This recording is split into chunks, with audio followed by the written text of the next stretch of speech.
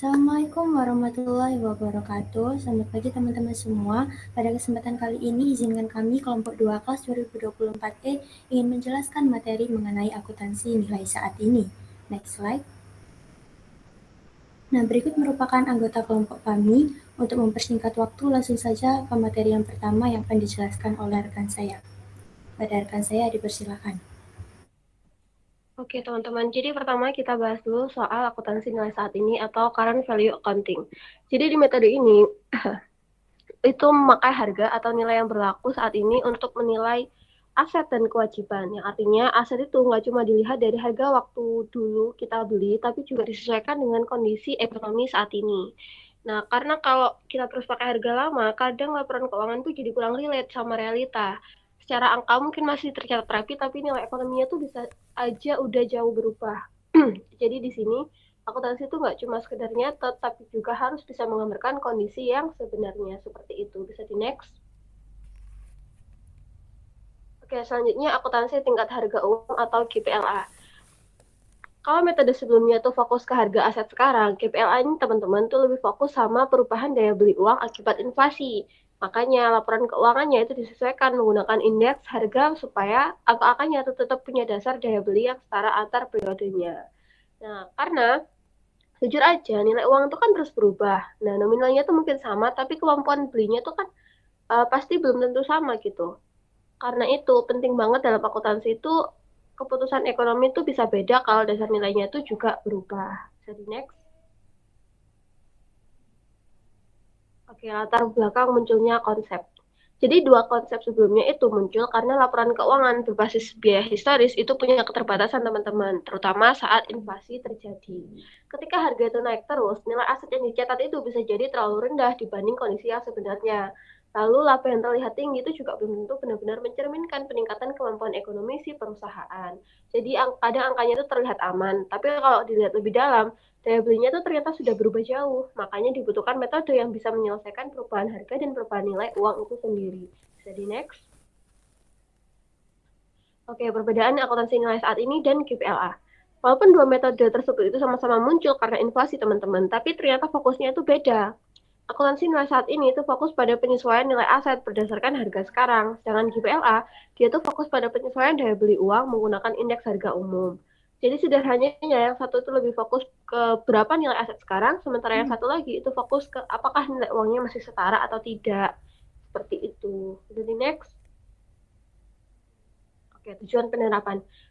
Jadi akhirnya tujuan dari kedua metode tadi itu adalah supaya laporan keuangan itu jadi lebih relevan, lebih realistis, dan lebih bisa dibandingkan antar periodenya. Karena dalam akuntansi yang penting itu bukan cuma angka yang kelihatan benar, tapi juga apakah angka itu masih punya makna ekonomi yang tepat atau enggak. Jadi di tengah inflasi dan perubahan harga, akuntansi itu dituntut untuk tetap adaptif karena kalau realitas ekonominya itu berubah, jadi kita membaca laporan keuangan itu juga nggak bisa tetap sama seperti itu. Mungkin untuk selanjutnya bisa dilanjut oleh teman saya. Baik, selanjutnya pada slide ini mengenai relevansi konsep laba. Maksudnya teman-teman, laba itu bukan cuma angka keuntungan biasa, tapi harus benar-benar bisa memberikan informasi yang bermanfaat bagi pengguna laporan keuangan. Jadi, laba yang relevan itu tuh harus mencerminkan kondisi ekonomi perusahaan yang sebenarnya, bukan sekedar hasil perhitungan akuntansi. Bisa next slide. Nah, di sini fungsi laba dalam akuntansi itu tuh sangat penting. Laba tidak hanya menunjukkan selisih antara pendapatan dan biaya, tetapi juga menunjukkan seberapa efektif perusahaan mengelola sumber dayanya. Karena itu, laba sering dijadikan dasar dalam pengambilan keputusan ekonomi, teman-teman. Contohnya sebagai indikator kinerja perusahaan, dasar penilaian investasi, pertimbangan pemberian kredit, dan evaluasi manajemen. Selain itu, laba juga membantu memprediksi kinerja perusahaan di masa depan, teman-teman. Nah, pada bagian kanan itu adalah masalah laba dalam akuntansi tradisional. Dalam akuntansi tradisional, laba dihitung menggunakan harga historis atau harga pada saat transaksi terjadi di masa lalu. Masalahnya, metode ini tidak mempertimbangkan perubahan nilai uang akibat inflasi. Akibatnya, laba yang dihasilkan kadang tidak mencerminkan kondisi ekonomi yang sebenarnya. Saat harga naik karena inflasi, laba bisa terlihat lebih besar dari kenyataan, padahal daya beli uang sudah menurun. Jadi, informasi laba bisa menjadi kurang akurat untuk dijadikan dasar pengambilan keputusan. Next slide. Nah, kemudian dampak inflasi terhadap laba. Inflasi mempengaruhi laporan laba karena nilai uang terus berubah. Dalam kondisi inflasi, pendapatan biasanya dicatat berdasarkan harga sekarang, sedangkan biaya masih menggunakan harga lama. Akibatnya, laba yang dihasilkan itu tuh bisa menjadi laba semu atau terlihat lebih besar dari kondisi sebenarnya. Nah, hal tersebut dapat menyesatkan pengguna laporan keuangan, teman-teman. Kenapa? Karena mereka mengira perusahaan memperoleh keuntungan besar. Padahal sebenarnya daya beli uang itu tuh sudah menurun. Nah, hubungan relevansi dengan pengambilan keputusan, relevansi laba sangat berhubungan dengan kualitas keputusan yang diambil pengguna laporan keuangan. Jika informasi laba yang disajikan relevan dan sesuai kondisi sebenarnya, maka keputusan yang diambil juga akan lebih tepat, misalnya dalam keputusan investasi atau operasional perusahaan. Sebaliknya, kalau laba yang disajikan tidak relevan, keputusan yang diambil bisa salah dan beresiko merugikan perusahaan maupun investor. Selanjutnya akan disampaikan oleh teman saya. Baik, yang selanjutnya saya akan menjelaskan tentang konsep akuntansi tradisional tentang laba. Jadi konsep ini itu tentang laba merupakan pendekatan yang paling lama digunakan dalam praktik akuntansi. Dalam konsep ini, laba dihitung berdasarkan selisih antara pendapatan dan biaya yang dicatat menggunakan harga historis. Artinya semua transaksi dicatat sesuai dengan nilai saat transaksi terjadi tanpa mempertimbangkan perubahan nilai uang di masa depan. Nah, untuk pengertian laba tradisional sendiri itu, laba didefinisikan sebagai selisih antara pendapatan dan biaya dalam satu periode tertentu. Perhitungan ini tuh berdasarkan pada prinsip pendapatan dikurangi biaya sama dengan laba. Nah, maksudnya pendapatan yang diperoleh perusahaan akan dikurangi dengan biaya-biaya yang dikeluarkan untuk menghasilkan pendapatan tersebut. Next slide. Nah, dari ciri-ciri akuntansi tradisional ini ada dua. Yang pertama menggunakan biaya historis. Nah, biaya historis ini tuh maksudnya aset dan kewajiban dicatat berdasarkan harga perolehan awal sehingga nilainya tidak berubah meskipun kondisi ekonomi berubah. Untuk ciri yang kedua itu tidak memperhatikan inflasi atau perubahan harga. Jadi laporan keuangan disusun tanpa penyesuaian terhadap kenaikan atau penurunan daya beli uang. Ciri ini itu membuat laporan terlihat stabil tetapi belum tentu mencerminkan kondisi ekonomi yang sebenarnya. Nah, untuk kelemahan konsep tradisional ini, yang pertama itu tidak mencerminkan nilai ekonomi saat ini karena masih menggunakan harga lama. Nilai aset dan biaya menjadi kurang relevan dengan kondisi sekarang. Untuk kelemahan yang kedua itu dapat menyesatkan dalam pengambilan keputusan. Nah, jadi laba yang terlihat besar belum tentu menunjukkan keuntungan yang sebenarnya karena bisa dipengaruhi oleh perubahan harga. Dengan kata lain, laba yang dihasilkan bisa terlihat tinggi padahal daya beli sebenarnya itu menurun. Next slide. Nah, contoh sederhananya, misal perusahaan itu membeli aset seharga 100 juta beberapa tahun lalu, dalam akuntansi tradisional aset tersebut itu tetap dicatat sebesar 100 juta, meskipun harga pasar saat ini itu sudah meningkat menjadi 150 juta. Akibatnya, ketika perusahaan menghitung laba, biaya yang digunakan masih berdasarkan harga lama. Nah, hal ini itu bisa menyebabkan laba terlihat lebih besar dari kondisi sebenarnya. Nah, konsep akuntansi tradisional tentang laba ini itu menekankan pada penggunaan data historis yang objektif dan mudah diverifikasi. Nah, namun dalam kondisi ekonomi yang berubah, terutama saat inflasi, pendekatan ini menjadi kurang relevan karena tidak mencerminkan nilai ekonomi yang sebenarnya. Jadi, konsep ini itu sering dibandingkan dengan pendekatan modern seperti akuntansi nilai saat ini yang lebih mempertimbangkan kondisi ekonomi terkini. Untuk slide yang selanjutnya akan dijelaskan oleh teman saya. Oke, kita masuk ke konsep pemeliharaan modal atau yang disebut juga dengan capital maintenance. Nah, jadi pemeliharaan modal ini tuh merupakan konsep akuntansi yang menegaskan bahwa perusahaan itu hanya dapat dikatakan memperoleh laba apabila modal awal yang dimilikinya itu tetap terjaga. Nah, artinya apa sih? Artinya itu laba itu tidak sekedar dihitung dari selisih pendapatan dan beban, tetapi juga harus mempertimbangkan apakah kemampuan ekonomi perusahaan itu masih sama atau bahkan meningkat setelah kegiatan operasional tersebut itu dilakukan. Nah, konsep ini itu menjadi penting terutama dalam kondisi inflasi, karena kenaikan harga dapat menyebabkan nilai uang itu berubah sehingga laba yang terlihat sebenarnya itu belum tentu untuk mencerminkan keuntungan real dari perusahaannya. Nah, penerapan konsep pemeliharaan modal ini itu bertujuan untuk menjaga kelangsungan usaha atau going concern agar perusahaan itu tetap memiliki kemampuan untuk menjalankan operasionalnya di masa yang akan datang.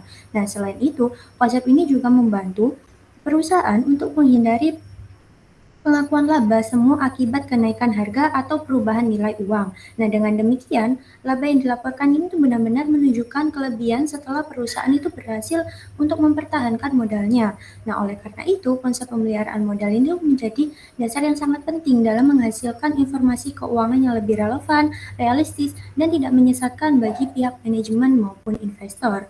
Next slide. Nah, kita masuk ke jenis pemeliharaan modal dan implikasinya terhadap laba. Jadi, terdapat dua jenis utama dalam pemeliharaan modal. Yang pertama yaitu financial capital maintenance, dan yang kedua yaitu ada physical capital maintenance. Nah, jadi financial capital maintenance sendiri itu merupakan menilai modal berdasarkan satuan uang atau nilai finansial dari perusahaan. Nah, dalam pendekatan ini, laba itu dianggap ada jika nilai finansial akhirnya itu perusahaan lebih besar dibandingkan modal awalnya. Nah, pendekatan ini itu lebih sederhana dan sering digunakan dalam praktik akuntansi. Nah, namun untuk memiliki kelemahan ini tidak memperhitungkan pengaruh inflasinya. Nah, sementara itu, physical capital maintenance itu menilai modal berdasarkan kemampuan produksi atau kapasitas operasional dari perusahaannya. Nah, laba baru diakui apabila perusahaan itu tuh mampu untuk mempertahankan atau meningkatkan kapasitas produksinya. Nah, perbedaan kedua pendekatan tersebut ini memberikan dampak terhadap besarnya laba yang dilaporkan oleh perusahaan. Nah, financial capital maintenance ini tuh cenderung untuk menghasilkan laba yang lebih tinggi pada kondisi inflasi karena hanya berfokus pada kenaikan nilai uang. Namun sebaliknya, physical capital maintenance itu tuh menghasilkan laba yang lebih realistis karena mempertimbangkan kemampuan ekonomi dan produktivitas perusahaan secara nyata. Oleh karena itu, pemeliharaan konsep dari modal ini tuh sangat penting agar laporan keuangan tuh mampu untuk memberikan informasi laba yang akurat, relevan, dan dapat dijadikan dasar pengambilan keputusan ekonomi yang tepat. Untuk materi selanjutnya akan disampaikan oleh rekan saya. Selanjutnya, saya akan menjelaskan mengenai nilai saat ini atau current value accounting.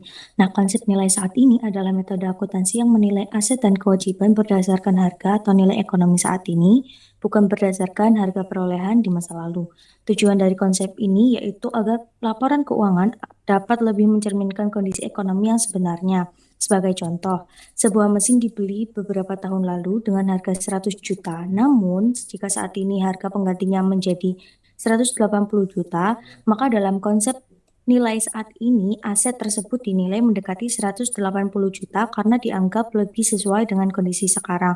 Selanjutnya, konsep nilai saat ini memiliki beberapa tujuan. Yang pertama, membuat laporan keuangan menjadi lebih relevan. Lalu yang kedua, menyesuaikan laporan keuangan dengan inflasi dan perubahan harga dan membantu perusahaan maupun investor dalam pengambilan keputusan ekonomi. Kemudian, terdapat beberapa karakteristik dari konsep nilai saat ini. Nah, konsep nilai ini itu menggunakan harga sekarang dalam penilaian aset, memperhatikan perubahan daya beli uang, dan dapat menimbulkan holding gain dan holding loss. Next. Holding gain sendiri itu adalah keuntungan yang muncul karena nilai aset akibat perubahan harga pasar. Sedangkan holding loss adalah kerugian akibat penurunan nilai aset. Berikutnya, itu terdapat beberapa perbedaan antara akuntansi tradisional dan konsep nilai saat ini. Pada akuntansi tradisional, penilaian menggunakan harga historis atau harga aset dibeli dan tidak memperhatikan inflasi. Sedangkan konsep nilai saat ini menggunakan harga sekarang sehingga informasi yang dihasilkan dianggap lebih relevan terutama ketika terjadi kenaikan harga. Next. Konsep nilai saat ini juga memiliki beberapa kelebihan, diantaranya yaitu informasi keuangan menjadi lebih sesuai dengan kondisi ekonomi, membantu penilaian aset secara realistis, laba perusahaan lebih mencerminkan keadaan sebenarnya, dan membantu perusahaan menentukan kebutuhan modal untuk mengganti aset. Namun, konsep ini tuh juga memiliki kelemahan, yaitu untuk penentuan nilai sekarang itu seringkali bersifat subjektif, lalu sulit mencari harga pasar untuk beberapa aset tertentu, membutuhkan biaya dan perhitungan yang lebih kompleks, dan laporan keuangan itu dapat berubah-ubah mengikuti kondisi pasar. Jadi, dapat disimpulkan ya kalau konsep nilai saat ini itu merupakan metode akuntansi yang menggunakan harga sekarang agar laporan keuangan lebih relevan dan realistis dalam mencerminkan kondisi ekonomi perusahaan. Sekian dari saya kembalikan ke moderator. Baik, terima kasih. Sekian pemaparan materi dari kami. Kurang lebihnya kami mohon maaf. Wassalamualaikum warahmatullahi wabarakatuh.